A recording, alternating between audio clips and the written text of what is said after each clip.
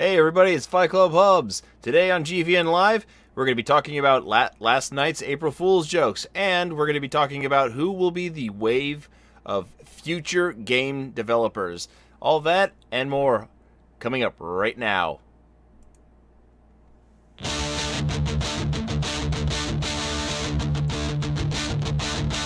know my future is, but it'll never be our past.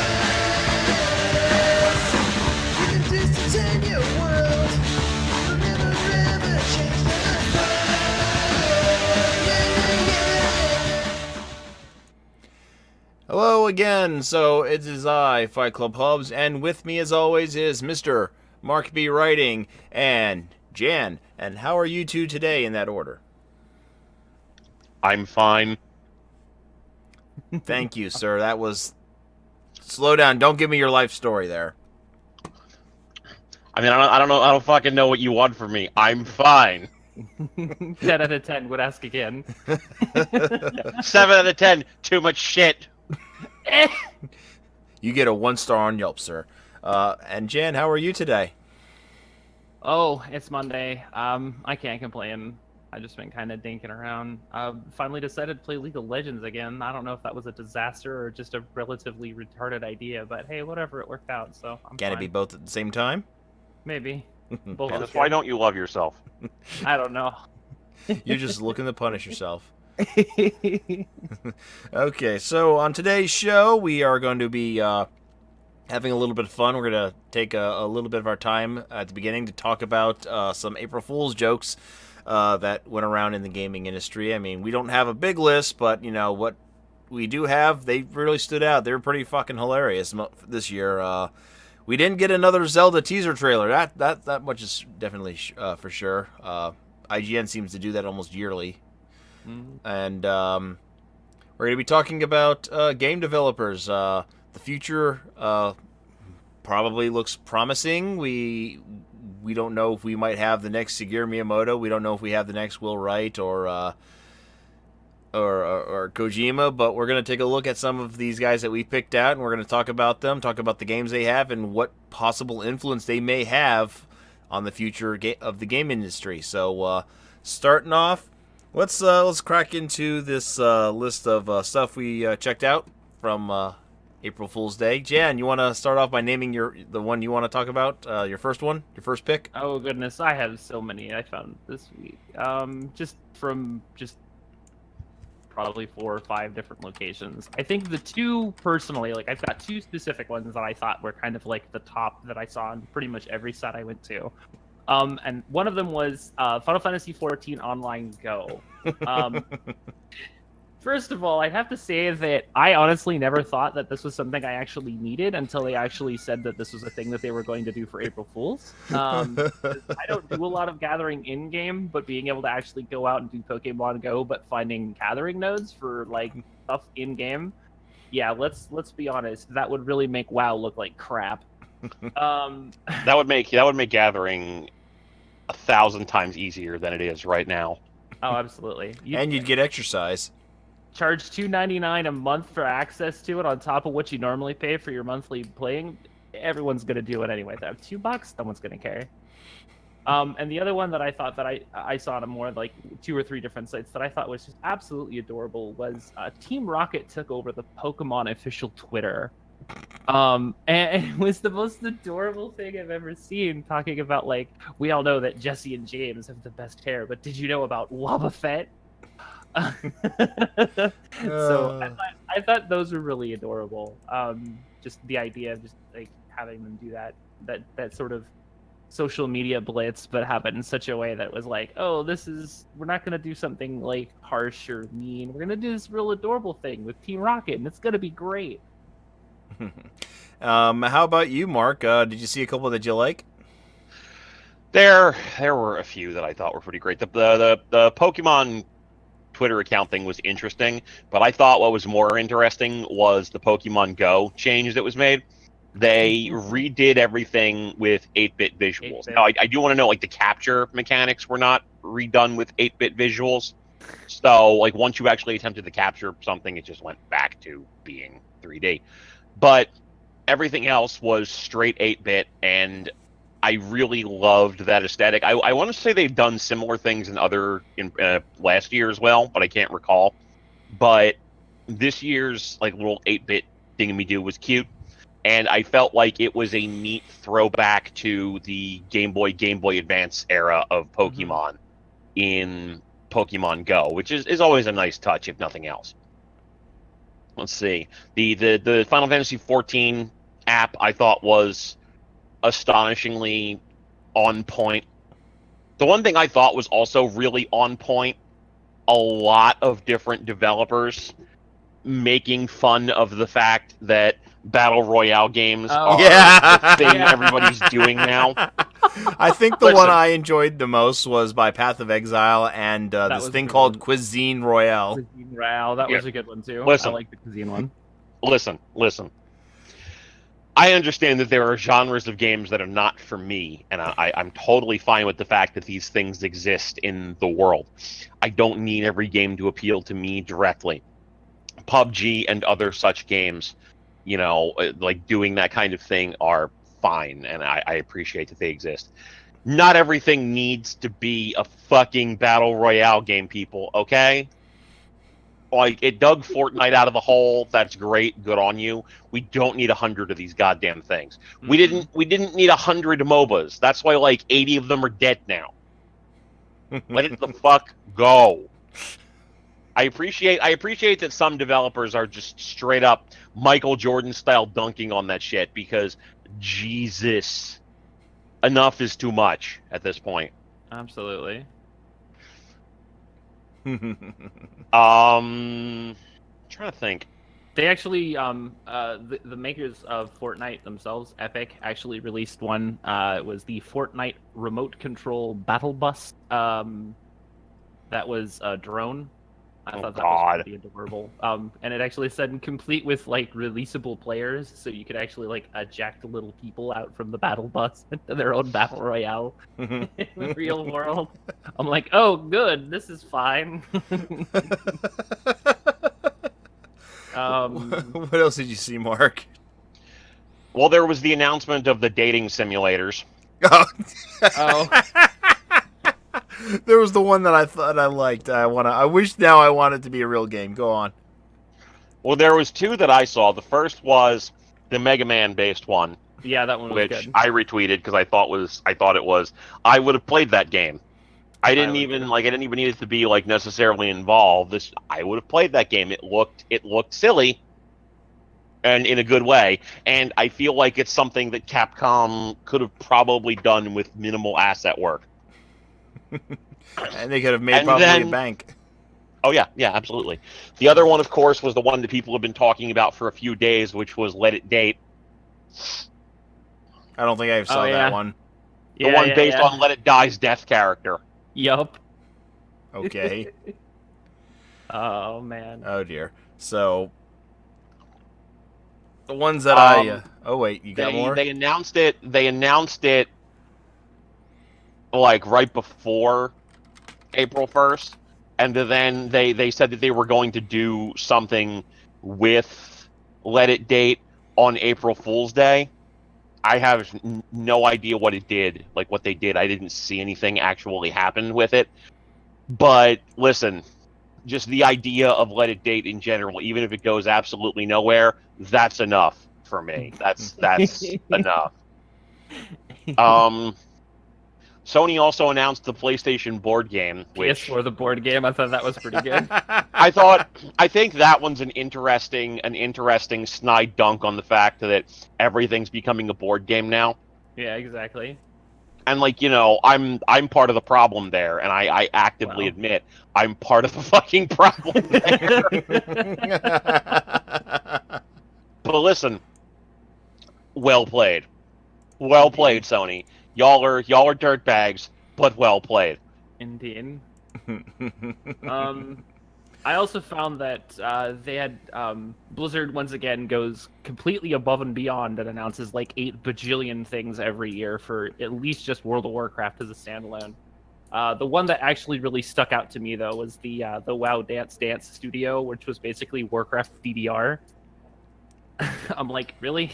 This is just going to be the reoccurring thing. You said you were going to give us the ability to add different dances to our characters in Burning Crusade, and you still haven't done it. But you're going to make fun of us for wanting it every year, aren't you? Okay, fine. Okay, fine. Okay, fine. One of the ones I saw that got a kick out, I got a short kick out of, was just a couple. First one is Google's "Where's Waldo" in Google Maps. Every year. If that It's always doesn't, good. I know they do something stupid, but it gets a good laugh out of me. And just trying to find Waldo on Google Maps, you know, you're just torturing yourself doing that. The one that immediately got like a big laugh out of me just watching it, even though it's like not even 2 minutes long, was the Project Venom 2 energy drink Oh, from thanks. Razer. Thanks, Razor. Nano machine fueled power. Now you too could become the computer. We've made amazing products that help enhance your gaming experience. The problem is user error. So we've developed an energy drink with nanotechnology to help enhance your gaming experience. Don't take more than one every 2 hours. Like, what? That's the most ludicrous thing that I never knew I needed. I mean, I probably drink too much energy drinks as it is, but like, I mean, a little blood vial worth of caffeine probably will last It's me a basically day. a shot. Listen, yeah. listen. Yeah. I've watched your live streams. If they have nano machines in them that make you better at games, I knew you needed those. This coming from a guy who can only beat visual novels. Oh, Listen, motherfucker. I play Dark Souls. Not very You suck at well. Blackshot. wow. Better than you. Wow. Uh-huh. I don't. We see all you have to live streaming start. Dark We all have to Souls. start somewhere, sir. I don't see you live streaming Dark Souls, motherfucker. Because I don't have it. Someone has to buy it for me. No, we'll just make him go solo Devil Joe more. Hey, I can handle Devil Joe just fine now. How about Oh, you? okay. I can handle the Angry Pickle. How about you? I'm already working on finishing up my third weapon. Thank you. Okay. Your third weapon? I've got like 10 already. Devil Joe weapons? Oh, Devil Joe weapons. No, I just made my first Yeah. actually, so That's okay. that's okay. Yeah, I need don't more need time too to buy many dragon weapons. I like my longsword. It looks cool. Other April Fool jokes. Let's talk about a couple that that kind of sucked, or just weren't really that impressive. Like, I mean, I guess some people got a laugh out of it, but the face hugger goggles and mask. Oh, the face hugger snorkel. That was the Yeah. stupidest thing I've ever seen. It is. It was pretty lame. But at the same time, I mean, I could see how some people would get a chuckle out of that. Another thing. How about the Pet Rock by Think Geek? The Bluetooth pet rock. Yeah. Like, I almost put that down on my list, and I'm just like, nah, it's pretty dumb. yeah. Oh my goodness. And Though of I course, have to admit though, while they had the Bluetooth pet rock that was done, the one that I thought that was absolutely fucking brilliant was the 46 and Me, where you know how there's all these different sites that do all these genetic testing things where they can figure out sort of where your heritage comes from. This was a D&D tabletop where what are your stats genetic testing. So they're like, you take this saliva test and you send it back, and in 4 to 6 weeks they send you back your personalized stat sheet. okay. I'm like, thanks, Thinky. Another That's one I'm going to fantastic. mention, and this comes from a friend of mine who is the community manager over at Team Ninja. You should be ashamed of yourself, Manny. Posting a photo the day before April Fool's Day, by the way, of a box art of Dead or Alive Dimensions 2 for the Nintendo Switch. No one was going to fall for that, especially if you looked at the box art and recognized, oh, that's a CG model that some fan made like 10 years ago. Yeah. Oh. You failed, Manny. Sorry. Yeah, shame on you. Oh, boy. So, I mean, if we're gonna talk about fighting games, there's a couple of interesting ones, fighting game, quote unquote, related. Okay. Not go at it. Street Fighter did a Street Fighter the card game called Stone, Oh, yeah. throwing shade at. Oh dear, you broke it. No, I didn't. There we go. Throwing shade at Hearthstone. And then Tekken, actually, the official Tekken Twitter. Oh, yeah. Eevee. Project E cross Tekken 7. I'm like, oh, good. Eevee is the next DLC character for Tekken, because why not? I mean, He's they got adorable the and rights for I mean- Nintendo, right? For I mean, Nintendo usually lets Here. you can't reach your Eevee. No, I can't. I just don't. Oh, I don't. okay. I don't feel like Capcom's in the position to be throwing shade at anyone right now. No, especially with Look the at amount you, of shade that they're just that's getting thrown their way for their game. MVC Listen. The newest Monster Hunter World is really good. Yeah. Let's not pretend that you guys aren't like massive fuck ups in other ways, guys. Exactly. Yeah. Oh. Any more that anybody can think of that they saw that they liked? I'll just throw another one out there real quick while we think. Payday the animated series. That was gorgeous. I actually missed that. That would definitely be a thing that like I would watch. you that. know my friend Zeke and Cryptor would be Totally. ironically but unironically into. I think. Like it's not gonna happen, but it would just be like, okay, all right, that's a thing. What Guerrilla about- Studios also announced body pillows for Horizon Zero Dawn characters. Only it's all the male characters instead of the female character. Which, listen, I would still pay money for that. I mean, Not because I like Horizon Zero Dawn and not because I like dudes, but because I've been wanting to have some utterly ridiculous piece of like overly sexualized paraphernalia in the apartment, but like with a dude on it to fuck with people. And it can't just be the Deadpool butt mouse. well, everyone has a Deadpool butt mouse. I thought. Isn't that a thing? Speaking of animals, that's a great segue. How about CD Projekt Red's designer job for dogs? For dogs. Yeah. You'll be responsible of digging up bugs, fetching missing codes, and sniffing up plot holes. Oh, good. That's so bad, but it was a nice little blurb on Twitter that they threw out there. So Oh, no, I they, guess they actually had the listing for the job up on their website for the entire day.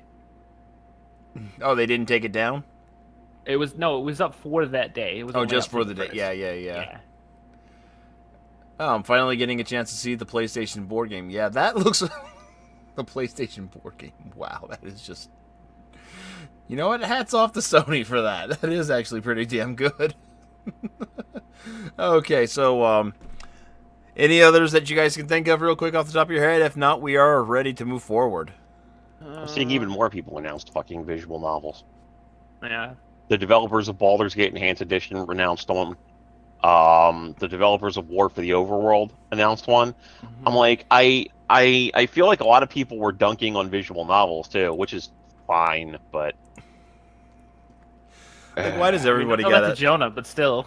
oh god, Sonic the Hedgehog put up the official Sonic collection. The Sonic Oh yeah, collection. that. Gotta go fast. Does it come with a Ugandan Knuckles T-shirt? No, Get that no. shit out of here right now. No, keep that fucking racist shit away from me.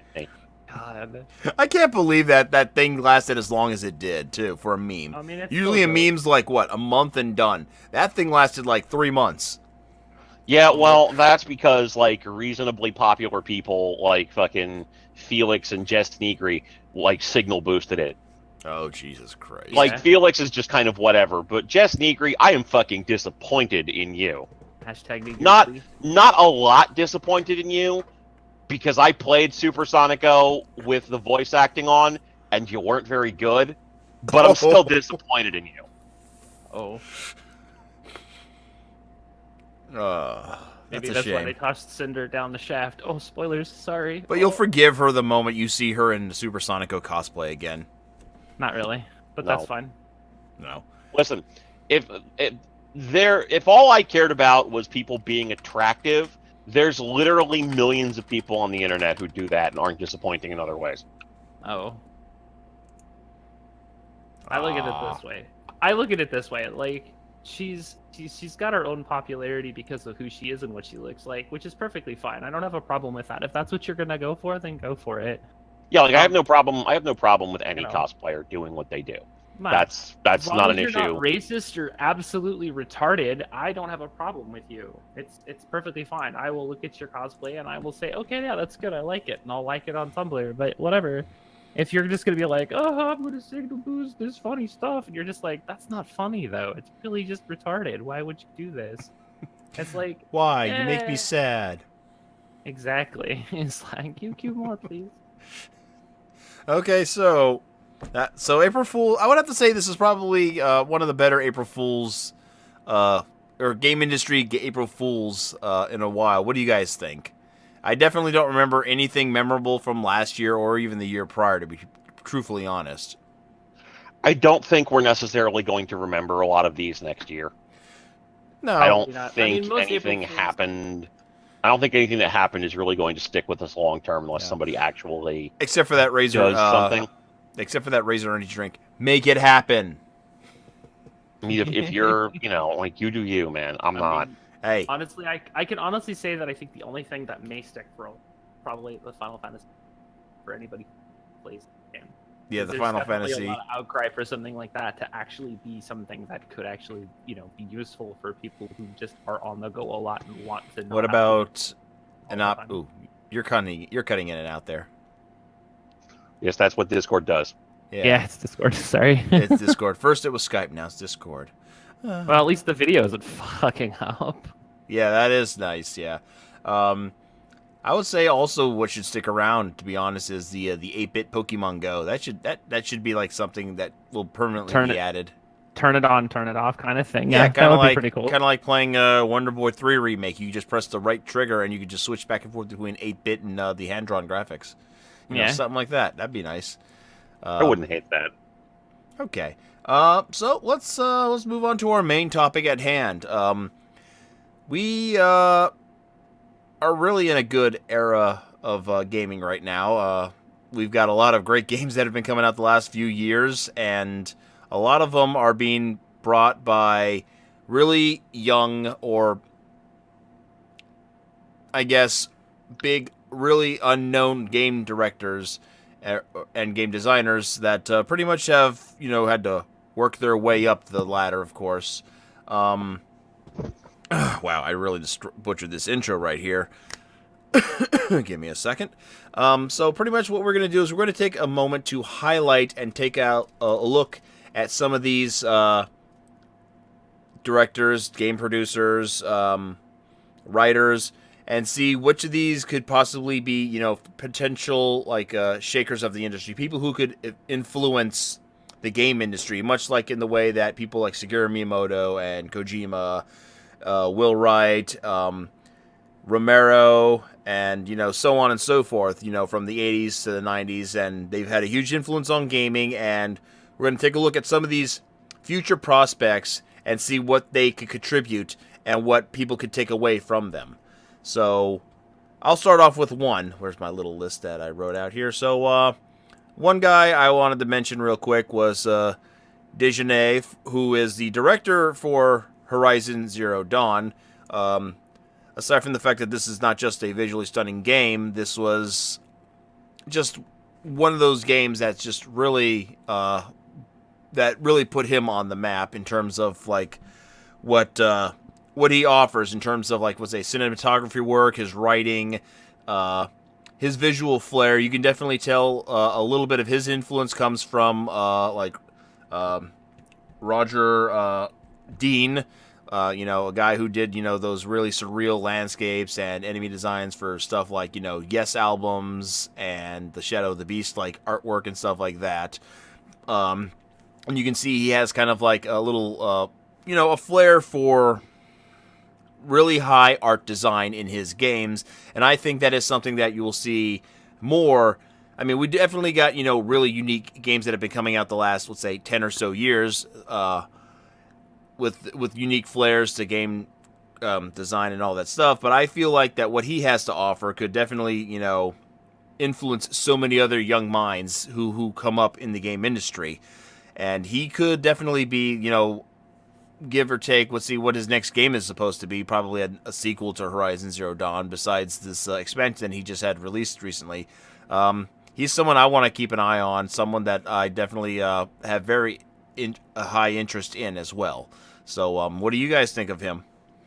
We'll start with Mark.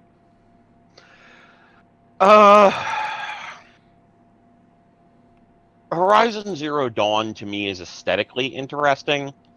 As an overall experience, it's fine. It's fine. It's fine. It's not going to change your life. You're probably going to play it and you're going to enjoy it. But for me, it just kind of is what it is. I don't have any particular high association for this. And I've talked to a few people. Some people have felt that the game is really, really good. Yourself, I believe, was an example of that. A few others. And I talked to people who thought it was, fine. I ran the idea of it being fine by Hamish, and he was like, yeah, it's fine. That's the entirety of the opinion there. So I'm sure he'll probably have some type of long-term impact in the AAA gaming marketplace. And I'm sure, if from an artistic perspective, it'll be good. Mechanically, kind of, Yeah, needs work. eh. And how about you, Jan? Well, honestly, and I'm going to be completely honest with you, it's more of a matter of it's not so much that I didn't find the game interesting. I did. It looks great. It seems to be. I felt it to be more of a single player Monster Hunter that was super, super simple. There was a lot of real basic ideas behind it. It had some interesting mechanical choices in terms of some of the weapons, but other than that, I really didn't play much of the game. I didn't get a chance to. It was just one of those games that flew under my radar of other things that were coming out around the same time that I honestly just never really got a chance to do it. Most people say it was fine. I don't think it was super good, and it wasn't bad by any conceptual idea. It was just good. Good. As best as I can say, it was good. So then, from what it sounds like from the two of you, you think that probably if he were to be like a future influencer, have any kind of long-lasting impact, it's probably more going to be in the art direction of gaming, correct? I mean, I don't know what's ultimately going to come of his influence, simply because I don't know what the gaming genre is going to pick up from what he does. It is very possible, it's also going to depend a lot on how well Horizon did in the grand scheme of things, and how much investment Sony puts towards it as intellectual property. It is very possible that Horizon Zero Dawn did shitloads of money for them, and that Horizon as a franchise will be all over their material for the next several years. It could be the next Uncharted for them, for all we know. Mm-hmm. And if that's the case, then yeah, I'm pretty sure, whether we wanted to or not, there's probably going to be a not insignificant amount of influence from him mechanically. And here's the thing.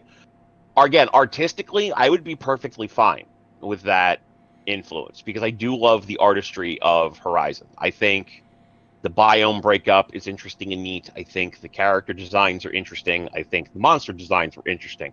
From a purely artistic and aesthetic perspective, I think that game probably is something people should be looking to for influence. From a mechanical perspective, it's just another fucking open world game. Yeah. We already have 100 games that are doing that in the first person and the third person perspective. I feel like, as Hamish said, it's fine. It's fine. But I don't think people need to take influence from that, because I'm not really sure what influence you could take from it that you're not getting from an Ass Creed, or from a Far Cry, or from a Infamous, or from a Grand Theft Auto, or from a Saints Row, and I can keep going. I can keep going. There are lots and lots of open world sandbox games that exist right now. It's not going to be any more or less influential as the next Red Dead or whatever. Okay. Do you share the same thoughts, John? Um, to me, like if anything is going to be taken from what he did with this game, it's probably just going to be his art direction. Honestly, everything else that he had was minimalistic at best. It just didn't feel like it was his. It wasn't. It was his. It's his freshman game. It's his first game. Mm-hmm. To say that most people look at when you're talking about music, you know, people always say the sophomore album's always the best, or the second album, or you know, the second attempt is always where people can make up from the mistakes of their first. And I think that's really where he's going to shine is that if he does make another game, or if Sony puts a lot of credence into what they did. I mean, for Christ's sakes, they put Alloy in Monster Hunter. That's a massive franchise, not just for Sony, but also for Capcom. So to put Capcom saying, yeah, sure, we'll collab that. That was a good game, and it worked based on the world. So to have Capcom put Alloy, the character, and her bow, which is her iconic weapon, into Monster Hunter, that's kind of a nod to say, okay, you had a good concept. You have good art direction. I think if anything is taken from anything he's done, it's going to be the graphical style of it. Anything else is going to be just like, we've got people for that. It's okay. I like that, actually. So, how about you, Mark? Do you have somebody you want to put up there? That I want to put up here? I can really only think of one. There's a few that I'm going to shout out. Okay. But there's really only one that I actively want to highlight, and it was the one that I mentioned to you in the beginning, Davy Reedon. Mm-hmm. Davy Reedon is kind of already becoming a big deal as far as game development goes. And from a Western independent developer perspective, I think it's really important to note that, generally speaking, the first game that comes out, thank you, Hamish. The first thing that comes out from anyone is going to be the thing that gets noticed to them, and it's that second property that's going to dictate whether there's any sort of real fire behind that spark. So I am going to shout out. I'm not going to shout out anybody who has a game under their belt, because, like, if you just have one game, I have no idea if you're going to exist in 5 years or who you're going to be. Like, if you had asked me to do this list 5 years ago, I might have said John Blow, Mm-hmm. because he was a notable guy. People were pointing at him and going, yes, he's important. And then what was the second game? The Witness, a game that most of us have kind of agreed at this point was a thing that happened. And that's it. Like, he's nothing. He did nothing. He's fucking clown shoes. Or I might have said Phil Fish, because Rez was big and influential. And where's he? He fucking left the industry. Mm-hmm. So it's you really need that second game in there to be able to say this person is going to be this thing. Okay. Or I would have a couple of years ago, I would have said the people who did Life is Strange are probably going to be influential. And now that all of the other stuff around Life is Strange and the sequel have come out, yeah, okay, no, fuck that thing. But anyway, the point that I'm getting to here is Davy Reedon has gotten to his second game, and it is differently influential from his first game in a way that makes me say, I hope he's going to be around for a while, if nothing else. The first game that Reedon was responsible for, of course, is the Stanley Parable. And if you don't know what the Stanley Parable is, Shame on you. I'm not sure why you're here. Shame on you. Oh, no. There are casual gamers the world over. That's totally fine. It's just, I'm not sure what would have brought you to an enthusiast live stream type thing like this, not being exposed to that. But if you're here having never played that, don't worry, we'll get through this together. The Stanley Parable is a first-person game that works with the idea of breaking the fourth wall narratively and dealing with the concept of player choice. The game actually allows the player to do different things by way of having a narrator who exists and tells you what you're supposed to do, and then giving you opportunities to directly disobey the orders of that narrator with various and sundry consequences. It's a comedy game for sure, but it's also very experimental in the right ways, and it kind of asks a lot of questions about, player win states, about narrative flow, about player agency, player choice. And yeah, as it says, the narrator telling you how much of a soulless bastard you are if you get to certain points within the game, and you do certain things and make certain choices. So you would think, well, there's nowhere to really go from there. Well, no. Reedon then comes out with the beginner's guide, which, as a game, is a game that many reviewers simply reviewed by way of talking about personal life experience, which I thought was very telling. If you've not played it, I will try not to spoil too much of it for you, because that one I think is a game that should be experienced. But it's very much a case where Reedon plays himself, and I want to be clear, there's a few people who have floated the idea that this is actually Reedon. No, it's Reedon playing the character of Davy Reedon, like Dwayne Johnson is playing The Rock. Thank you. But Yeah. Davy Reedon is playing Davy Reedon, a guy who's talking about his friend Coda, who used to make games, and he sort of tries to do the game theorist walkthrough sort of thing, explaining how these games work. But the further you play into it, the more you sort of realize it's kind of a deconstruction of a lot of really interesting stuff. I don't necessarily agree with all of the messages that I took away from it, but that could just be that I took the wrong messages away. Who knows? The point is, at this point, I would say Reedon has very much made it apparent that what he's going to do is games that question state of play, that question the experiences we as players expect to have. These are the kinds of games that are the good kind of quote-unquote walking simulators. They're the kinds of games that fill in that space with other things, with other concepts. They aren't, the sort of games that have that derivative, derogatory aspect of things associated with it. There's a reason why these exist, and they do what they do well. Okay, real quick, Mark. Is there anybody talking in the chat room at all? Yeah. Totally. Yes.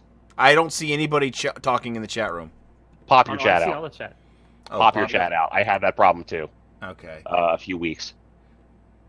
It's something to do with the way that Chrome was loading it, I think. Okay. I would agree with that.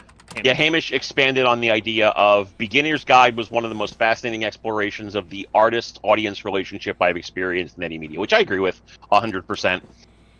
I really feel like, again, I think that a lot of it was very much catharsis for Reedon to try and work through his depression issues, and as such, I think some of the points of view that are implicitly expressed in it are not super charitable to the idea of criticism, which I'm not super thrilled about, but I also understand how that is something that the artist is working through in their catharsis. But it sort of is what it is. I'm not going to make this into a conversation about that particular game so much, but I do want to say I think that we are going to see more games start to explore those states of play. As Azazel mentioned, Firewatch, I think, is a game that's starting to that tries to do that sort of thing, and it's from the people who made the original Walking Dead games. But I think they actually did a better job with Firewatch than they did with the original Walking Dead franchise games from Telltale. There's more there that makes it feel like it's been influenced by Davy Reedon and his work. So It feels more like an adventure versus just an adventure that I get to read. Woo! yes, Because that's really the main difference. no, I agree. Okay. How about you, Jan? Who would you like to hoist up? I'm torn. I have two, but the one that I really want to talk about. While I am a massive fan of Yoko Taro, not just because of the Nier series, but also just because of his external influences in just the gaming world in general. He is very much in tune with the Japanese indie development teams. He talks to a lot of smaller independent Japanese teams or Japanese firms that are trying to build a gaming library of their very own. One of which is actually a game that's currently out on Steam called Tiny Metal, which is basically the quote-unquote spiritual successor to Advance Wars. I'm a huge fan of that style of that genre of gameplay, the tactical adventure RPG style gameplay. They were cute. So I wish there was Fantasy more. Tactics, so Advance Wars, Final Fantasy Tactics, those kinds of games really kind of are like my bread and butter. Like those are the games that I really played a lot of out of high school. But the one that I really want to talk about, and the one that I'm still very happy, I guess is the word, happy about personally, is Fumito Ueda. For those of you who don't know that name specifically, those of you who do, you should know who I'm talking about. But Ueda is actually the guy who created, basically he was the base lead director and lead designer for Eco, Shadow of the Colossus, and The Last Guardian. There are a number of different things that I'd like to say about that, but the primary thing about Ueda is purely just the fact that a lot of what he did and does with his games are purely for the passion of the gamer, and that's really the way he tries to really push out his games. Is like he like there was a quote that he actually said that, and I'm just going to paraphrase it, but he basically said that he was super worried about the fact that Last Guardian took as long as it did, because like he actually apologized multiple times to the gaming public. Hey, look, I'm really sorry this is taking a lot longer than but I want it to be right for you guys. I want it to be right for the players. And that was something that he was really very, very adamant about, that he basically just was like, look, I'm going to make this game. It's going to happen. Please just stick with me. And that's really a big reason why he continued to do that. It was because he wasn't trying to make the game for himself. If that was the case, then, he probably would be working for EA. But if he really wasn't going to be trying, I mean, come on. If he wasn't going to be trying to do something like this, then why would he say something like that? To me, it just felt like he really wants the fans to understand, like, I get that I'm going slow and I'm sorry, but I want this to be right for you. Which is, I mean, obviously that's a tenet of other Attention major to detail. Japanese players. Right, but it also is like it's a tenet of other major Japanese players, like, Nomura. We're not going to go there. I am not going to go on now. Now, Alan, there. that's a terrible Go there. for me. No, it's fine. It's fine. It's fine. It's fine. We're all fine. It's fine. Everything's fine. It's not on fire. The idea of what he did, not just in the fact that he wants the games to be for the fans, it's more also a matter of the fact that he put together 3 of the most sort of narrative-driven stories without a lot of real talking. And a lot of what he did was basically just noise. It was a lot about the ambience and how the game told the story for you.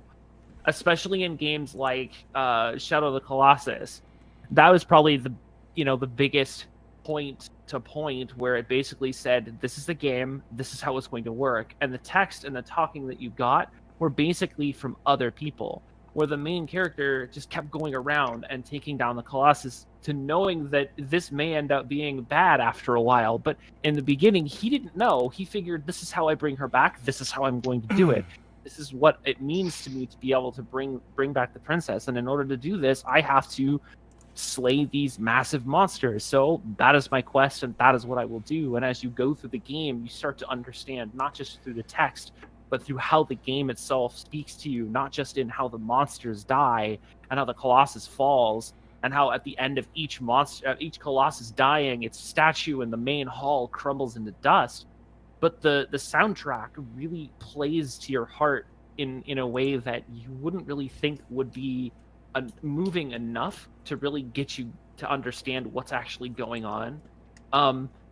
I've seen a couple of people now who have actually done musical analysis of Shadow of the Colossus.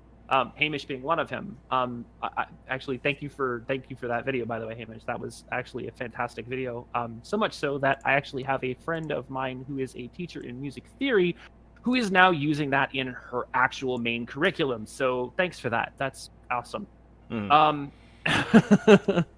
But the baseline is that the game itself just it tells the story through gameplay, which is something that you don't see very often. And something like that is interesting enough to understand that it really makes you think about how you're actually playing the game, and how, while there may be consequences, these are the consequences that the character has chosen to take upon himself. It's shown as this selfless ideal, but it's sort of there's really not a lot else there. I believe Ueda himself actually describes it as designed by subtraction. I can't talk anymore, sorry. Designed by subtraction, with sparse landscapes, oversaturated lighting, minimalist story. It really has this idea of, you don't have to have a crap ton of people talking for hours on end to tell a story. Other notable game series that do it, Souls. The entirety of the Dark Souls franchise does pretty much the same thing. Oh yeah. You don't really get a lot of chance to talk to people like you would in a typical JRPG. You have the ability to learn and deal with the story through the environment, the music, and the people that are actually in the world, the way most RPGs are meant to be explored. And while some of the other games that are more recent do the same sort of ideal, they don't tell the right story, or they don't give you enough direction in where you're supposed to go. And they try to simplify things down to one or two key things, and it doesn't work out very well. Whereas in some of these games, especially with somebody like Ueda, who I deeply admire for something like that, because it's not just a matter of this is one thing, this is another. The fact that he can make this atmospheric puzzle work is really something that I think a lot more people are starting to move forward into the future of games that are actually going to be able to tell that story, not just because it's a game, but because it's more about the experience. I agree with that also, Hamish, that he's influencing the trends in art games. There's actually someone I want to talk about who was directly influenced by your guy. Exactly. Yeah. I mean, if we really want to get into that, then, I mean, there's a number of people that are getting influenced by the idea of Oh yeah. having that really atmospheric idea of, you don't need to have all of this other mishmash. You don't have to have 20 hours of cutscenes and text and not being able to play it, and Kojima. Nothing but quick time events during your actual storytelling, like LA Noire. I'm just saying. Hey, my wife loves that game. You better hope she doesn't hear that. Look, I'm not It's knocking okay. LA Noire is a good Listen. game. It's okay. Listen, no, I will. Fuck that. Your wife's allowed to like bad things. And my wife's allowed to kill you. Oh, Your wife's not going to kill me. You don't know But my wife. no, I very don't. well. I don't actually dislike LA Noire. I hate the ending of LA Noire. I think the ending is as close to objectively bad as a subjective thing can be. But the game is fine otherwise. Okay, go on, Jan. Continue, please. I would agree. So I'm just going back through chat, and I'm just kind of like, so Hamish mentioned that he's I like the idea that Ueda is a real important dude in games. It's not like Jay Blow, as Mark mentioned earlier, where he's in the spotlight for a minute. He's been influencing the trends in art games for years and years in incredibly subtle ways, and I would agree with that. But then it also comes down to what Azazel says. It's kind of like that in between, say, wacky puzzle-solving graphic adventures like Monkey Island or Grim Fandango, and then you move around, explore stories like Firewatch, Stanley Parable. So it is like I think that's a good comparison, because Ueda puts himself into this middle ground where not a lot of people A are willing to venture, and B are very good at in the first place. The only other person that I feel that actually has done very well with that atmospheric storytelling, but still has a very traditional JRPG sense, is Yoko Taro. Especially with Nier Automata. I think that it had a nice mix of both the atmospheric idea of the music and the land telling a story of what's happened already, and the basic story of what actually is going on between the multiple playthroughs of Nier Automata. I mean, obviously the fact that you have to play the game through 3 times just to get a semblance of an idea of actually what the story is really all about really speaks to the idea of not just replayability in video games, but also gives a really, I wouldn't even say a shy nod, but just a nice nod to Ueda and to other game developers who are in that sort of a light that go, hey, look, I don't need 35 hours of talk track just to make you understand what's actually going on here. Yeah. I agree with that 100%. Absolutely. So, anybody want to go next, or shall I go next? Oh, you went first, so I think you Okay. should go next. All right. Well, Just go in rotation. on the heels of what you were just saying in regards to and Amish or yeah. Wow, you're done. I am done. Okay. Good night, everybody. Oh man, this is what happens when you got to get up at like fucking 5 in the morning every day. Anyway, He calls you Amish, Hamish. Amish. I know. I don't know, man. I don't know. Hi, everybody. My name is Amish Black, and welcome to Writing on the Looms. Today we're going to take a side topic. We're actually going to be talking about 7 out of butter 10, churn. too much feces.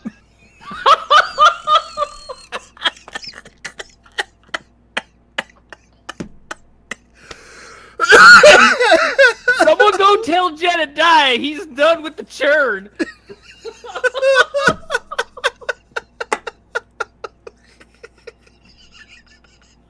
Look, I'm just saying, not all Amish are Amish because I've seen them in Subway. Just putting that out there. We've been spending most our lives living in an Amish paradise. And we've officially derailed. So, Okay, so let me just get my composure here. Holy shit. Woo! So yeah, on the heels of Ueda, there's a guy I'm going to talk about now who actually Ueda was a big influence on, and that is I'm not very good at pronouncing Chinese names, so he goes by his nickname Genova Chen, and this is a guy who's made a bunch of, I guess, kind of sort of indie games, but they were published by Sony for the PS3 or the PSN store, and that is games like Flower, Cloud, and of course most people know about this one, Journey. These are all like extremely beautiful games that are very high in the art department, and you can definitely just see how masterfully crafted these games are. Journey, though, is that game that he worked on that is just a beautiful work of art in every sense of the word, right down to its gameplay, which in a way you kind of have to play with other people, but there's no way for you to openly communicate with these people, so you have to find ways to do so through the game's mechanics. And they don't give you like any open ways of communicating, so it's like you got to do gestures, you got to do pretty much just find anything you can just to find ways to communicate. And it pushes, I think, some boundaries in gameplay for what it does, on top of the fact that it's just a beautiful game overall. And I feel like that I don't think he's really done anything as of late. He's still with his company, That Game Company. I'm not sure what he's released recently. They haven't released anything recently. Yeah, they They're haven't. working on a game called Sky for iOS. Yeah, Sky. But yeah, they did a re-release for Journey on the or no, did they? Was it a remaster or just a re-release on the PSN store? I can't remember. pretty sure it's just a re-release. Huh? Pretty sure it's just a re-release. Yeah, re-release, because I was able to download it off my brother's account to play it on my PS4. Whew, I'm actually not able to get my thoughts in order now. Damn it. But yeah, this is a guy who I think that even he takes his time with his games, and you can definitely see it. The chat is alive. I love it. I'm just gonna hand it off now because I can't really get my thoughts. But there you go. That's another guy I think in the end, with his approach to unique gameplay design, on top of the fact that he makes his games look extremely beautiful and make them like it just makes it a really craftful piece of like playable art that I think he could definitely be like an influence, just like Ueda has been onto him, and many other industry developers that are out there. So, Mark, you can go next. I'm gonna go get myself a drink to recover and find my inhaler. Okay. So, let it be noted here that not every name on this list is necessarily going to be people who we think should be influencing gaming, but that Oh, are good. This should be influencing gaming fun. regardless. Now, before I do want to say, no, I'm not putting David Cage in this list. I don't think he's influencing anything. But I just wanted to be understood why certain people are coming up. I don't hate this person. I don't even think badly of this person, but I do think this person probably has more influence than they reasonably should have. And I'm not naming them because as soon as I do, everybody's going to immediately go, yeah, okay. So, Peter Molyneux? Scott Cawthon. Thank you.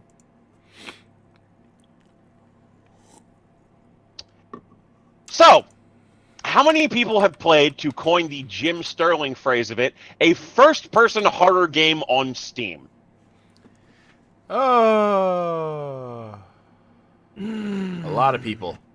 Yes. Yeah. There are games that kind of sort of influenced the existence of this prior to Cawthon's having gotten over huge for what he does. But let's be clear.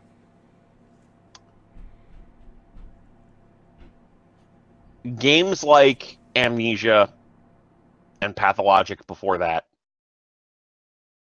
were generally outliers. They were notable amongst the PC marketplace, and that was about it. No matter how much people loved those games, and I want to be clear, I generally don't. No matter how much people loved those games, they had a small niche audience who loved them. And Penumbra, thank you. Mm-hmm. Scott Cawthon kind of brought horror back to the mainstream, which I think is good because I love horror games in general. He You're a did it sucker with for Five 'em. Nights at Freddy's. He did it with Five Nights at Freddy's, which I also thought was good because I thought that the first effort to that was really neat. And here we are, like 6 games later at this point, Oh, and really? that's not even a joke. That is not even a joke. Oh God. I We didn't realize have there was that many. 4 actual FNAF games. FNAF World, which was broken and weird. Ugh. Sister Location, which was basically another FNAF game. And then Freddy Fazbear's Pizza Simulator. Can I And point this out is- that that this guy actually influenced 2 of the oldest gaming industry vets out there in Mark Crow and Scott Murphy? They did their own little take on the FNAF game with the Planet of the Poltrazoid, which is like, a comedy riff off the Five Nights at Freddy franchise. And if you don't know who those guys are, they're the guys that did the Space Quest franchise. Yeah, there you go. Yeah. So that immediately establishes the influence. But it's important to note, Cawthon basically kickstarted horror again in gaming, for better or for worse. And again, I don't have a problem with Five Nights at Freddy's as a franchise. The first game was fine. The second game and the subsequent games were varying degrees of more in the same. I just feel like the problem is that we have like 100 first-person horror games on Steam every 6 months anymore, and I do love the fact that we're starting to see more horror games come back now, I don't like. I just wish that there was that influence was always good. But in this case, I want to be clear. Most people are basically taking the idea of what made FNAF work the way that it did and just saying, "Oh, me too. Me also. Clock Tower. Here, you guys like that shit, right?" And it's just, running away from a thing that can murder your face. I have seen so many terrible asset flip versions of this. I have seen so many fine-ish games. I just played a demo for one, like, in the past couple of days. I don't remember what the name of it was. Something about ink. But, like... Oh, Bending of the Ink Machine. Yes, thank you. And it's just... They are, like, Scott Cawthon is probably going to be responsible for the huge re-explosion of horror gaming, which is good in the sense that it gives us interesting, if not necessarily my cup of tea, offshoots, like, the Friday the 13th game and Dead by Daylight and whatnot. But it also means shitloads of first-person horror games. Steam. So, So you think there'll be an eventual horror game crash? Oh yeah, there there too many. Oh, it has to be. There absolutely There will. has to be. I think this could be a topic all in of itself right here. The horror game crash of 2019. Yeah, at the risk of trying to predict something I don't really have any insight on, I don't see that having the sort of staying power of something like a Call of Duty, where you get into the position where people are constantly buying into it. They're constantly buying games in like even if they, like, what's the word I'm looking for here? Fuck, I just completely lost my train of thought. The games are self-sustaining. That no matter how good or bad they are, that they're constantly selling every single year, hand over fist. I don't think horror games are going to get there.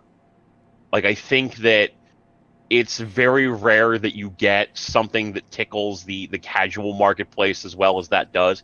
I think horror games are mostly going to be something that sells particularly well to the streaming crowd. So I think the existence of first-person horror games, or of any horror games in general, is going to directly be tied into the success of Twitch and YouTube streaming. Mm-hmm. And how interested people are in seeing folks scream at a camera for X amount of time. With the explosion of Battle Royale games, I think horror games are going to take a significant hit on that. But there are going to be folks like PewDiePie and Markiplier and whatnot whose bread and butter is screaming at a camera for an hour that are probably going to stay popular just by, the fact of the cult of personality, and are probably going to keep the best of the best horror games intact for a while. I think there's going to be a hit, but I think they'll probably stick around as long as those people are still famous and making money. Could we just put Logan Paul in a horror game? Is that something we can do? I'm sure there are mods that do that. Oh, I'm sure. Can we just put Logan Paul at the bottom of the ocean? That would be good. Mariana Trench, here we come.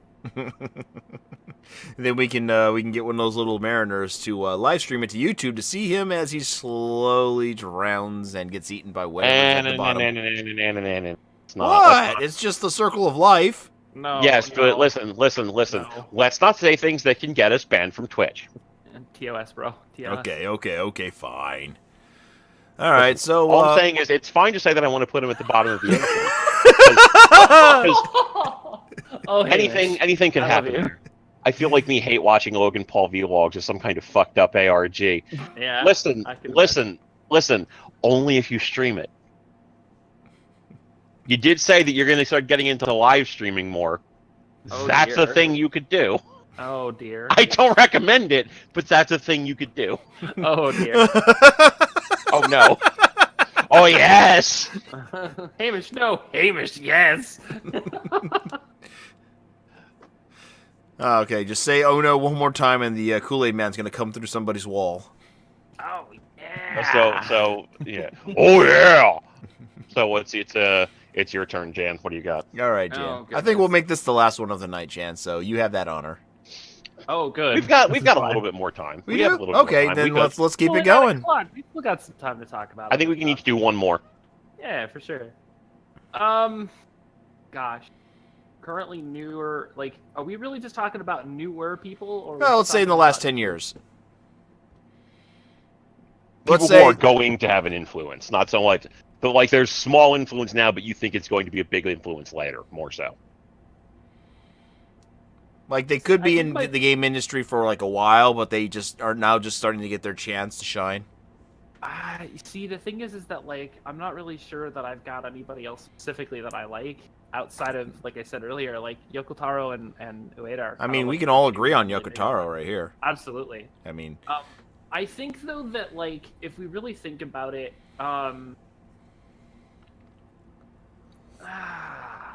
gosh, I mean, I have more people. If you don't have anybody off the top of your head, it's not so much newer people, but people that have influenced other people most recently. I'd say at least within the last, I don't know. Let's see here. 15 years or so, 10 years, at least in the last 10. well, who were you thinking about? Let's put it that way. Toshi Tajiri. I don't know who that is. I'm sorry. I don't either. He's basically the founder of Game Freak, and is one of the initial creators of Pokemon. No. So you say that. However, I'd say that there is a good reason for why he exists. Is he the one that created Pokemon Go? No, that No, was the guy's. that was Niantic. No, that was the Niantic. Yeah. Niantic can take Niantic can take a giant nosedive for that one. No, but in the same idea of like, so Tajiri was the one who basically came up with Pokemon along with Ken Sugimori, and they did who's the artist, or the primary artist. And they did a bunch of stuff in zines and magazines and stuff like that, and then people really caught notice, and Nintendo's are like, that's a thing I want, and that's how Pokemon basically came about, which of course sprung a number of other sort of subsequent ideas in terms of games that are like this, that are more approachable in terms of Capturing combat monsters, right? well, not so much capturing, but more along the lines of the idea of a singular person that has the same idea of along the same lines of, like, say, for instance, Digimon, or Monster Rancher, or even so far as to say Dragon Quest Jokers. What's the word I'm thinking? No, the Shin Megami Tensei series. Well, Shin Megami Tensei series dates back as far as Super Nintendo, doesn't it? It's old. NES. technically. NES, yeah, there we go. Yeah. But a lot of these games really became a lot more mainstream because of Tajiri. And the person who I was reaching for the name, and that's why I was having a problem with it. Shinji Ushiro, who's actually the director for Yokai Watch. Oh yeah, Yokai I Watch- see that damn Yokai Watch- commercial. Yes, so no, all the Yokai time Watch on is actually Disney. Sort of the idea. It's sort of the same idea, but it's more recent. It originally was actually a manga, and before it actually became an actual game series, because the manga itself was in early 2013, and because of the popularity of the manga, they created both an anime and a video game series for it. Now, the reason why Yokai Watch ended up being a little bit more influential is purely just because of the fact that they took sort of the idea of Pokemon, which is kid goes, finds monsters, and then raises them. Whereas in this one, the idea was more along the lines of yokai, or what is more traditionally in Japanese, basically ghosts or spirits. And instead of going around trying to catch monsters all the time, you are a kid who's actually befriending monsters, which allows you to get what's known as their friendship medal. If you have their medal, then you can use them in combat. You can fight against other spirits to collect them as well. So the idea, though, was that this was something that was more based in mythology than just here's a bunch of monsters, go catch them. Why? Because I said so. We need to know about them. Oh, okay, that's fine. I mean, for instance, like one of them was there was the basic plot for most of the media is the main character obtains a yokai watch through Whisper, a butler yokai or a butler spirit, who then befriend a cat who haunts an intersection because he thinks his owner, from when it was alive, called him lame for getting hit by a truck. It's like, it's these little simple things that have this idea of it doesn't have to be complicated for everybody to actually enjoy what's actually being played.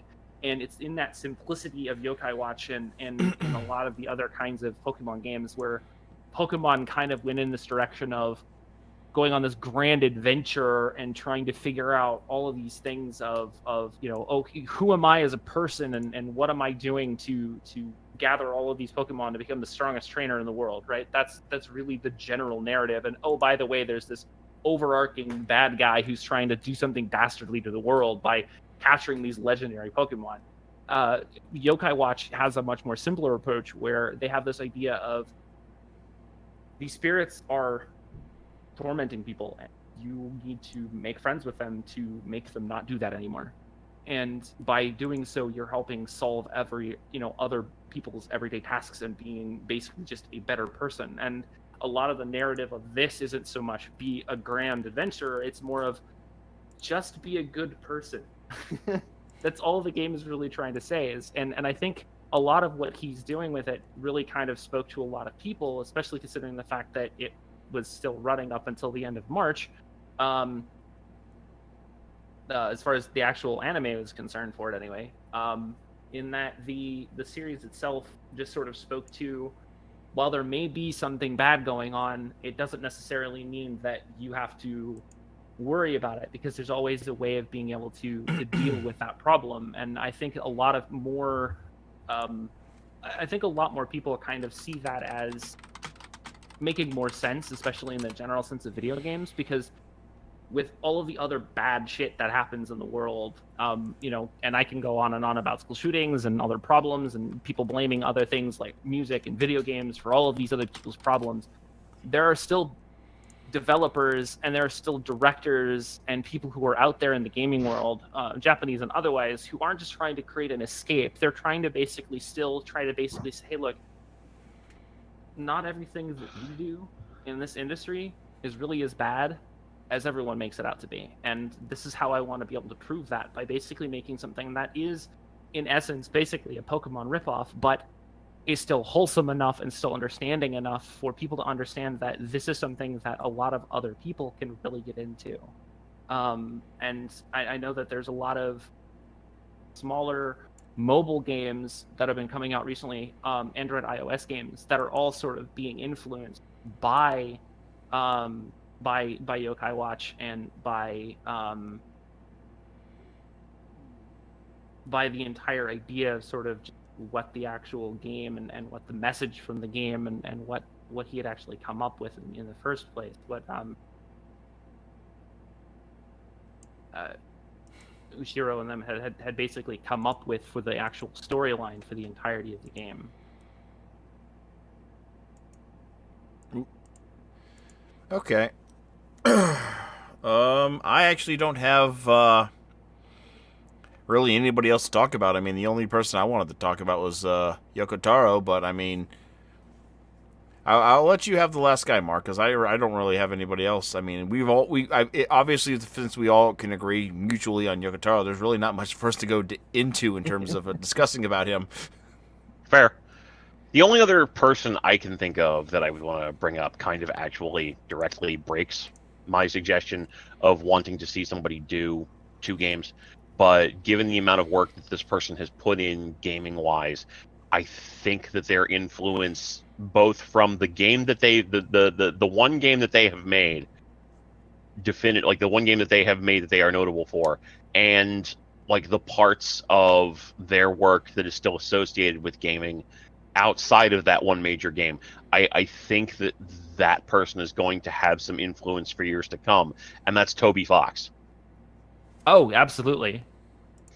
Now, Toby Fox only actually has one proper release game under his belt, and that, of course, is Undertale, Yep. which everybody's heard of. Most people have played at this point. Oh, look, it's Undertale. Toby Fox himself has been directly associated with a lot of gaming. I guess like peripheral association is the best way I can come up with it. Over the years, he had been doing stuff with RPG Maker 2000 to kind of sort of ROM hack Earthbound for years previously. Oh, And of course, there's all of the music that he's been doing for originally Homestuck, and then later for the Hive Swap game, which by all indications is quite good. I haven't had a chance to play it because I'm not interested in the subject matter, but the Hive Swap game, so he's associated with gaming in general. His name is associated with gaming to the extent such that you can nod and go, yeah, okay, this is somebody of mild import. But I think Undertale itself is probably going to be the thing that is influential, even if Toby Fox never makes another game. Even if he never develops a single thing in his life beyond this point. If he retired from everything tomorrow, he would still be influential for this game, because this game is just such a massive turning on the head of everything that players have come to expect. Mm-hmm. You know, it's an RPG where killing your enemies is a valid option, but it's not necessarily the best option. It is a game that makes it so that defeating enemies as well as not defeating enemies are entirely reasonable options, but then imparts different difficulties associated with doing so, and different challenges and obstacles for this. It explores a lot of how we as players contextualize play. And I think there's something really meaningful about the idea of putting players into a JRPG environment and saying, here's this type of play that you know it, you understand it, like you've been doing this for years. Now don't do that. Like forcing you to relearn everything that you've thought about the way that the genre works and is designed. And not only that, it's a game that also wants to reinforce to you as the player the idea that your choices have impact. And it's a simple thing, but if you go through and you do like the best or the worst possible things in the game, and then you come back and you play it again, the game's going to be like, yeah, but I didn't forget that though. Like, I didn't forget that you did this thing. So if you played and did like the best possible thing that you could do, and then you decide you want to go back and do the awful shit, you're going to be like, yeah, but I remember that you did the good thing.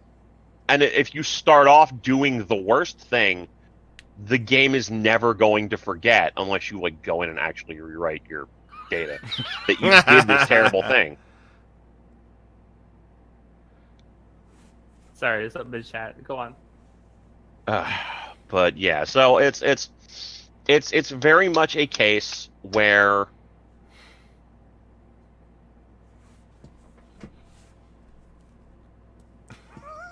there are meaningful choices in this game. There are meaningful choices in what you choose to do, how you choose to do it, etc.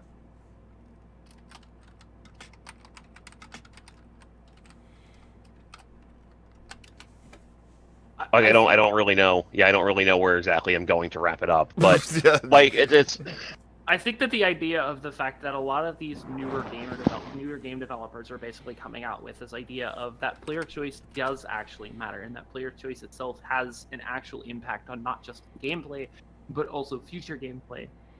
Maybe not just in this game, but also in future games. I'm looking at you, Mass Effect. You had a really good idea, and you just kind of dropped the ball there, BioWare. Just a saying. little.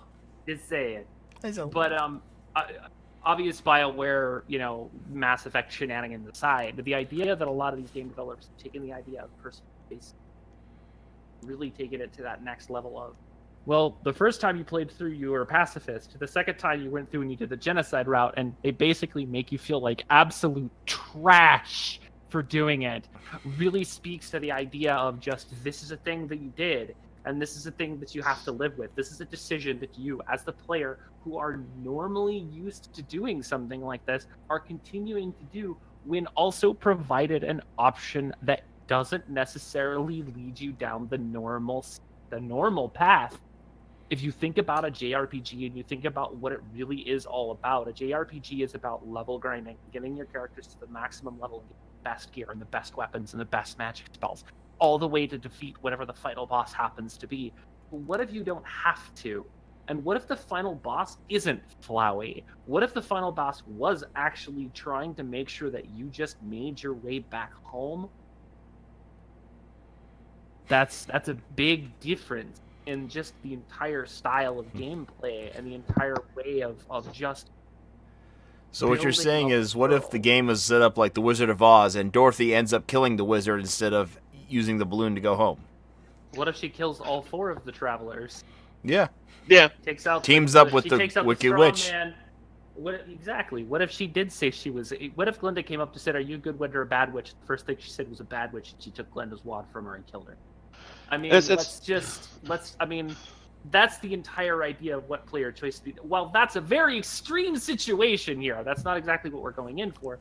The idea of what they're doing though with player choice and bringing it up, bringing up the idea that you don't have to be a big play studio to make a game that's influential and resonates with the game world for, to this day. The game itself came out in 2014, 2015. So, does Toby have any new games on the horizon, though? No. No, that's just the one and done game he's done so far? So far. He probably will develop something else, who knows, but Sure. again, if Undertale is the only thing he makes, then that is what it is. I do want to note, and this is an idea I may explore at some point down the line, I have no idea, but I do want to note, I think it's interesting that there's a certain inherent parallel between how the comics industry has sort of done things versus how, like, gaming has done things, where the people who are the major creators at this point are generally the people who have come up with the most interesting ideas, but a lot of them have just kind of like fallen to the wayside. We had that brief period in the 90s where there was a lot of really interesting artistic exploration by way of of writers coming up with interesting ideas. What if all of these characters turned evil? What if the Joker did this? Whatever. And, like a whole bunch of people were given that opportunity to shine and created masterful pieces of work that nobody could ever hope to follow up against. So now we're in a position where the people who are in charge, who are making the big decisions, are the people who grew up influenced by the prior generation and are just interested in sort of maintaining the status quo from when they were kids. And the people on the independent side of things are the ones coming up with the interesting and unique ideas. And I kind of feel like that, in a way, is sort of mirrored in how gaming has done itself at this point, where you have a lot of really interesting ideas that are coming from the independent marketplace, that are coming from the people on the lower tiers who are less notable but are really trying to sort of expand what they're thinking about, expand their concepts for what is interesting. and then you have these few developers who are making the games that they want to make that are artistically interesting or are asking strange questions, but most people are just kind of maintaining the status quo. They're just kind of doing what was done when they were growing up. All right, I got a question, but let me set it up real quick. So for us growing up, some of the big movers, put out such amazing games or games that have, created genres. We've got, Mario, Zelda, Dragon Quest, Zork, numerous adventure games that started off in the 80s. And then those games have gone on to influence, what we have today. We got the Ico, Shadow of the Colossus, Guardian. We got the Stanley Parable. We got Five Nights at Freddy's. You got Nier Automata, just to name a few. The question now is, what do you think from this recent batch of games I've listed?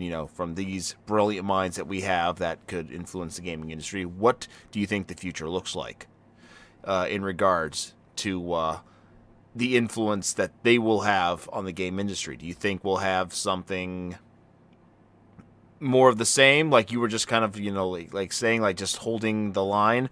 Or do you think we'll have, some more brilliant games, some genre defining ideas out there? I'll give it to you, Jan, to start off. So if we're gonna go with the idea of are people that are breaking the mold going to allow for more of the same after that of what they broke the mold with, I would direct you to Katamari Damacy. Yeah. Katamari Damacy was basically the game that you basically got to roll up a bunch of junk and then turn it into stars and moons and planets and crap. If you don't remember, but let's say who doesn't. That goes along the same lines of, say, somebody like Toby Fox, who made Undertale, basically does 99% of that entire game by himself. These are things that don't happen very often. When one person makes an entire game, again, breaks the mold, but it doesn't happen very often. A lot of times you end up falling back on a lot of the same people, like Moto, Jima, and the big, you fall back on big named companies like Capcom and EA, and you have to worry about the fact that these guys are always going to be around until we don't let them be around anymore and they go away. And a lot of these independent guys, they come up with these onesie twosie kinds of things, and then poof, they make their money, they go off and do other things, or they work on other projects, or they lend their talents to other aspects of somebody else's game, or even just leave the field in general and go to other things in private life. A lot of times, and I agree with that too, is that a lot of AAA companies like to play it safe. A lot of the reason why they like to play it safe is because they know that's where the money is, and that's really what benefits them.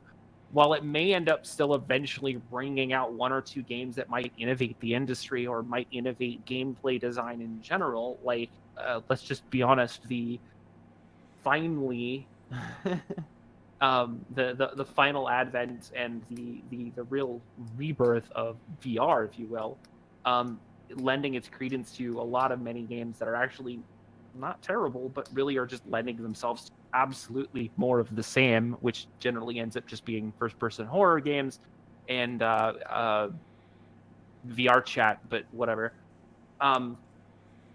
There are always going to be games that stick out with certain aspects of gaming that are always going to be above reproach, that are just like, hey, look, that's a really good game, and I don't know who made it, and it was only $15, so go play it. Or, hey, I found this really cool indie horror game, and it was only $3 on Steam, and no, it's not early access, and yes, it's actually good.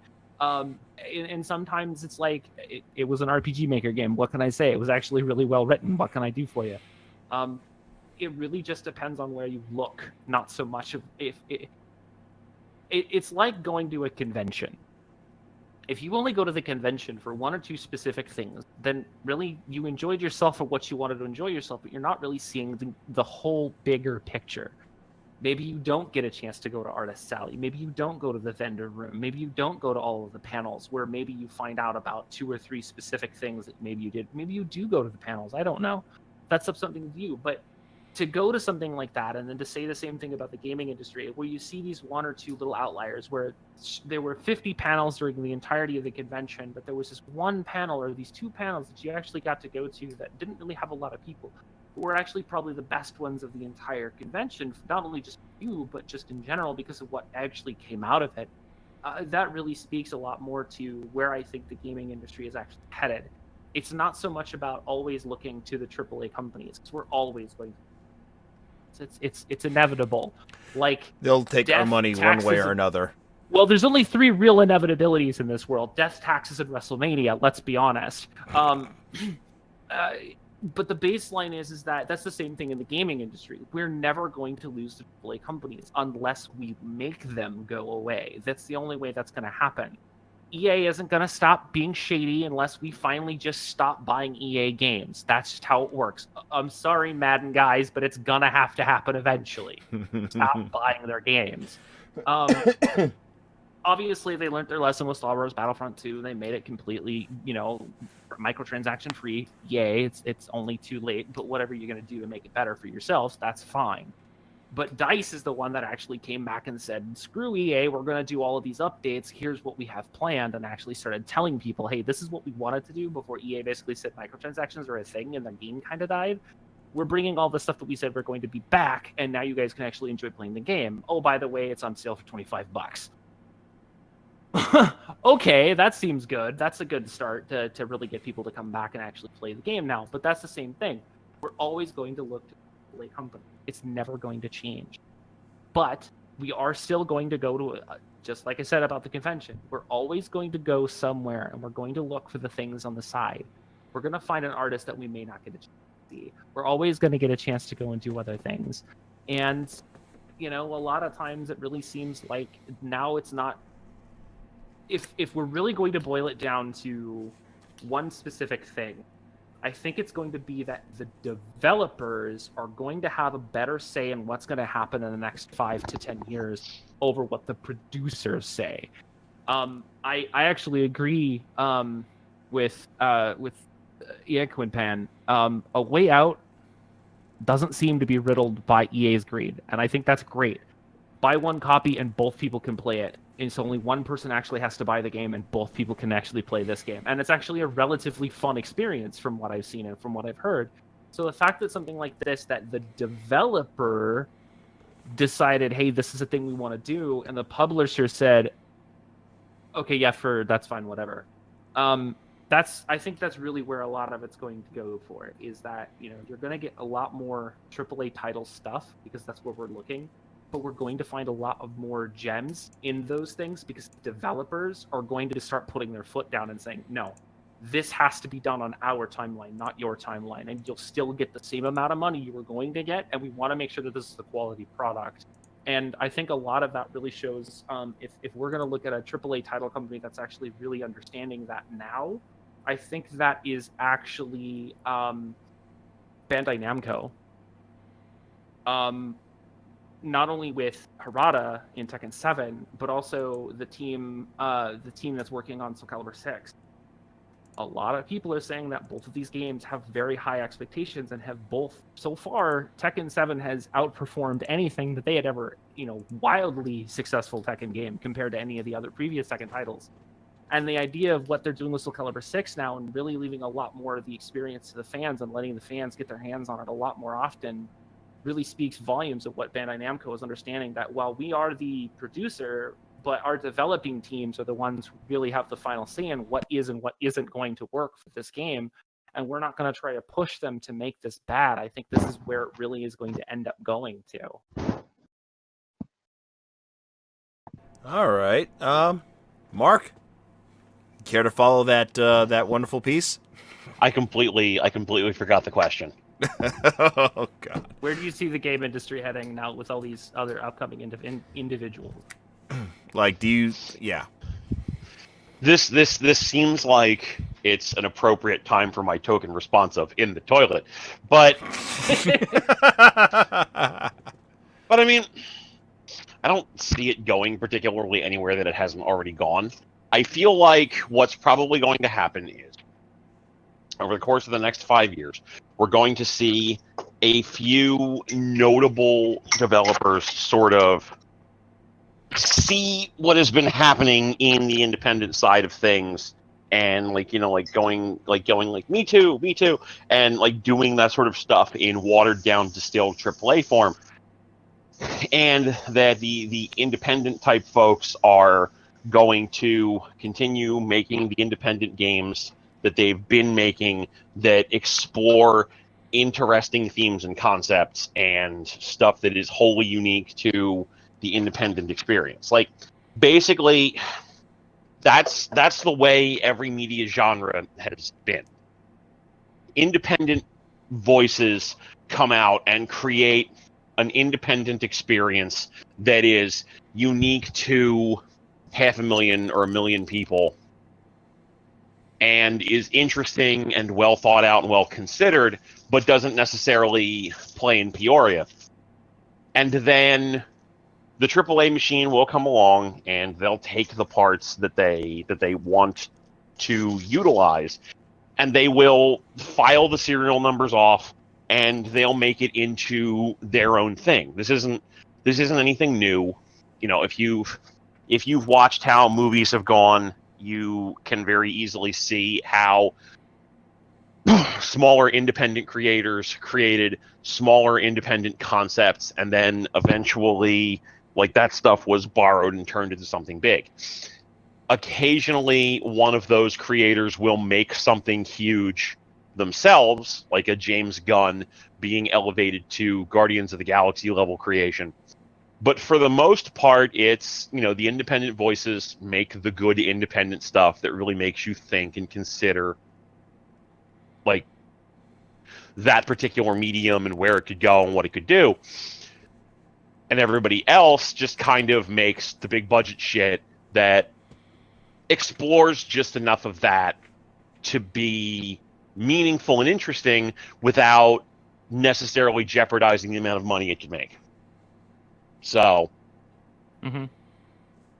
Okay. I sort of see the industry being in the same place now where it was, like, see the same place in 10 years that it is now, just with, like, slightly different focal points from a development perspective.